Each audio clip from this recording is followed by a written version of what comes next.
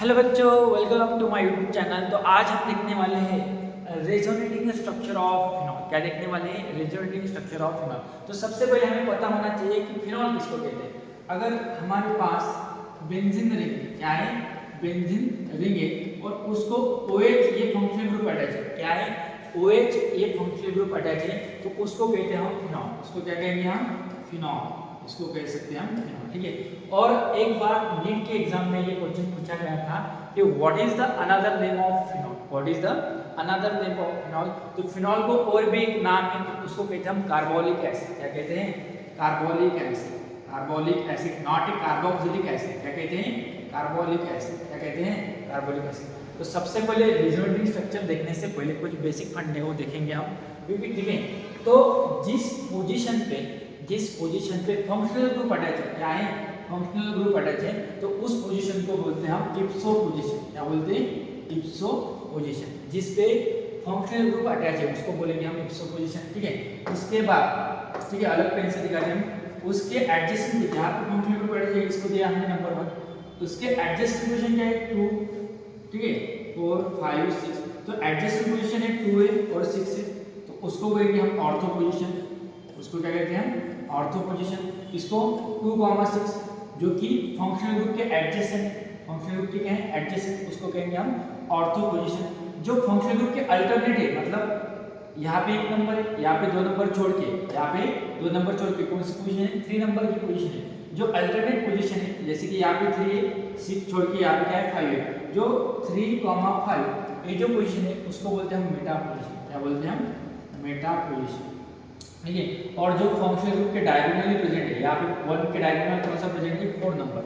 1 के डायगोनल में 4 number present है, तो उसको कहते हैं हम पैरा पोजीशन। क्या कहेंगे हम? Para position. Para position.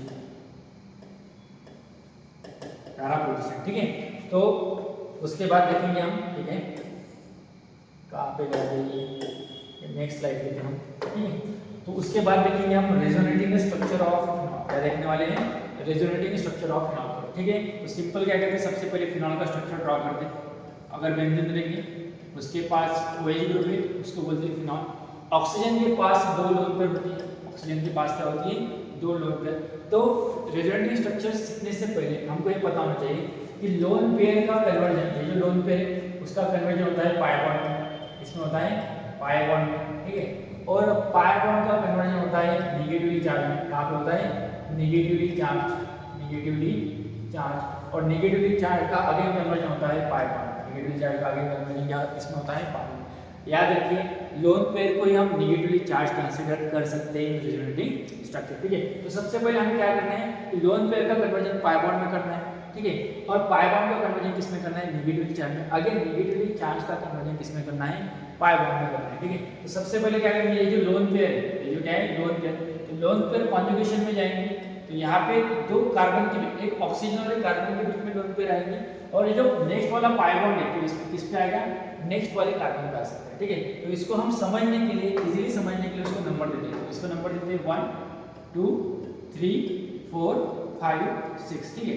तो सबसे पहले क्या हुआ, ये जो लोन पेयर है, लोन पेयर ऑक्सीजन और कार्बन के बीच में है, मतलब ऑक्सीजन और कार्बन के बीच में क्या होगा? डबल बॉन्ड आता है। और ये पाई बॉन्ड का कन्वर्जन किसमें होगा? पाई बॉन्ड का कन्वर्जन किसमें होने वाला है? Negatively charge. किसमें होने वाला है? नेगेटिवली चार्ज में। और ऑक्सीजन ने लोन पेयर डोनेट की, इसकी वजह से वहां पे आता है पॉजिटिवली चार्ज। तो जब भी हम रेजोनेटिंग स्ट्रक्चर दिखाते हैं, तब हमको हमेशा याद रखना है कि वहां पे एरो क्या होना चाहिए? रिवर्सिबल एरो होना चाहिए। क्या होना चाहिए? Reversible arrow. तो सबसे पहले क्या करते हैं कि ठीक है, हमने फिर से फिनॉल की रिंग निकाली। क्या निकाली? फिनॉल की रिंग निकाली। ठीक है। तो देखिए यहाँ पे ऑक्सीजन और कार्बन के बीच में क्या आता है? Double bond. ऑक्सीजन ने डोनेट की, इसकी वजह से आता है पॉजिटिव चार्ज। ऑक्सीजन पर एक हाइड्रोजन अटैच है, इस पाई बॉन्ड का कन्वर्जन हुआ नेगेटिव चार्ज में। और बाकी किसी भी बॉन्ड को हमने कुछ भी नहीं किया, तो उसको एज इट इज लिखेंगे। उसको क्या लिखेंगे? As it is. अगेन हमें क्या करना है कि नेगेटिवली चार्ज का अगेन कन्वर्जन किसमें करना है? Pi bond. तो नेगेटिवली चार्ज को क्या करना है? 2 पाई बॉन्ड के बीच में लाना है। 2 बॉन्ड के बीच में लाना है। और पाई बॉन्ड को क्या करना है? नेक्स्ट वाले कार्बन पे शिफ्ट करना है। ठीक है। अगेन इसको नंबर देते हैं 1 2 3 4 5 6। देखिए इस स्ट्रक्चर में क्या हुआ? नेगेटिवली चार्ज का कन्वर्जन किसमें होने वाला है?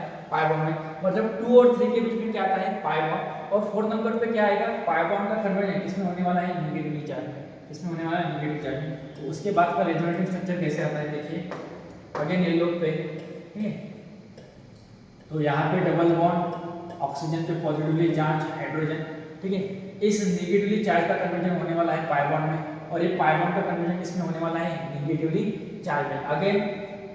अगेन जैसा स्ट्रक्चर है वो उसको एज इट इज लिखेंगे, ठीक है। उसके बाद अगेन हमें क्या करना है कि नेगेटिवली चार्ज का कन्वर्जन किसमें करना है, पाई बॉन्ड में करना है, और पाई बॉन्ड का कन्वर्जन किसमें करना है, नेगेटिवली चार्ज में करना है, ठीक है। आगे लिखेंगे हम रिवर्सिबल एरर। जब भी हमें रेजोनेटिंग स्ट्रक्चर निकालना है तब हमें हमेशा एक बात याद रखनी है कि वहाँ पे एरो कौन सा होता है, रिवर्सिबल। उसका मतलब क्या होता है कि इसका कन्वर्जन इसमें हो सकता है और इसका कन्वर्जन इसमें हो सकता है, ठीक है।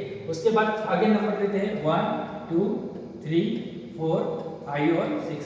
तो क्या हुआ, 4 और 5 के बीच में डबल बॉन्ड आता है और 6 नंबर पे क्या आएगा, नेगेटिवली चार्ज क्या आता है देखिए, ठीक है, ठीक। तो यहाँ पे डबल बॉन्ड, यहाँ पे हुआ पाई बॉन्ड 4 और 5 के बीच में, ठीक है। यहाँ पे हुआ 6 नंबर पे नेगेटिवली चार्ज, यहाँ पे डबल बॉन्ड ऑक्सीजन पॉजिटिव और यहाँ पे हाइड्रोजन। अगेन लास्ट वाले स्ट्रक्चर में क्या होता है, ये नेगेटिवली चार्ज दो कार्बन के बीच में जाता है और ऑक्सीजन इलेक्ट्रोनेगेटिव रहता है, उस पर पॉजिटिवली चार्ज कभी भी स्टेबल नहीं रहता। तो ये पाई बॉन्ड क्या करता है, ऑक्सीजन पे शिफ्ट हो जाता है। तो उसका अगेन स्ट्रक्चर कैसा आता है देखिए, रिवर्सिबल एरो से दिखाएंगे हम, ठीक है। तो यहाँ पे आता है OH, ठीक है, यहाँ पे आता है double bond double bond double bond. This is the resonating structure of phenol. अब हमें क्या देखना है देखिए, अगर यहाँ पे नेगेटिवली चार्ज कौन कौन से पोजीशन पे आता है, ठीक है, अलग पेन से देखा था, मैं ग्रीन पेन से देखा था। नेगेटिवली चार्ज सेकंड नंबर की पोजीशन पे है, यहाँ पे नेगेटिवली चार्ज 4 नंबर की पोजीशन पे है, और यहाँ पे नेगेटिवली चार्ज कितने नंबर पे है, 6 नंबर पे है। कितने नंबर पे है, 6, यानी कि 2,4 ये कौन सी पोजीशन है, ऑर्थो पोजीशन, ठीक है। और 4 नंबर की 2,6 ये जो पोजीशन है तो इसको बोलते हैं ऑर्थो पोजीशन, और 4 नंबर की पोजीशन को क्या बोलते हैं, पैरा पोजीशन। और फिनॉल के ऑर्थो और पैरा पे कौन सा चार्ज होता है, नेगेटिवली चार्ज होता है। तो वहां पे क्या होता है, पॉजिटिवली चार्ज किससे अटैक करता है, यानी कि क्या अटैक करता है, इलेक्ट्रोफाइल अटैक करता है। क्या अटैक करता है, इलेक्ट्रोफाइल। और इसका रेजोनेटिंग हैबिट हम कैसे दिखाते हैं कि देखिए, यहाँ पे पाई बॉन्ड के बाद अंडर को डीलोकलाइजेशन में गया है, ठीक है। यहाँ पे पाई बॉन्ड है, यहाँ पे सिंगल बॉन्ड है, ऑक्सीजन पॉजिटिव, यहाँ पे H है, और नेगेटिव चार्ज कहाँ पे है, ऑर्थो और पैरा पे, पार्शियल नेगेटिव और पार्शियल नेगेटिव। तो इसको फिनॉल को हम कह सकते हैं ऑर्थो पैरा डायरेक्टिव। क्या बोल सकते हैं, ऑर्थो पैरा, क्योंकि यहाँ पे नेगेटिव चार्ज ऑर्थो पोजीशन पे आया है और पैरा पोजीशन पे आया है, इसलिए वहाँ पे इलेक्ट्रोफाइल कहाँ पे अटैक करेगा, एक तो ऑर्थो पोजीशन पे कर सकता है और पैरा पोजीशन पे कर सकता है, ठीक है। और अगले वाले लेक्चर में हम देखेंगे अगर किसी और स्ट्रक्चर का रेजोनेटिंग स्ट्रक्चर। लाइक करें, शेयर करें और सब्सक्राइब करें।